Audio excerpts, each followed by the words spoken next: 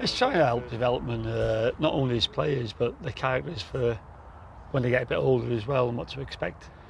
There's times when the lads have to be rollicked and there's times when we can have a laugh as well, you know, and it's like any job, you have to be pointed in the right direction, and sometimes that means you kick up the backside, but at the same time, you know, put their arm around the shoulder and you pat them on the back when they do well as well.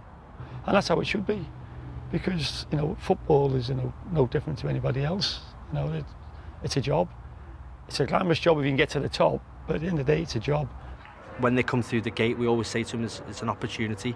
Every time you leave, there's another opportunity gone to improve and to better yourselves.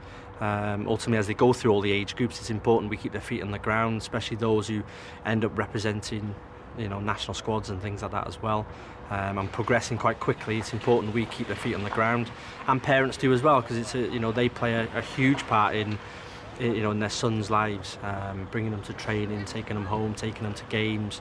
Everybody plays a part, the player, the parent, and obviously ourselves.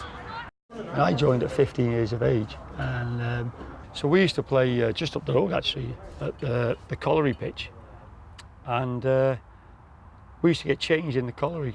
The one thing it did do, it toughened us up. If they think, they're moaning here and think it's hard, they probably think, well, what's that old codger on about? It must have been easy when he played. It wasn't, believe me.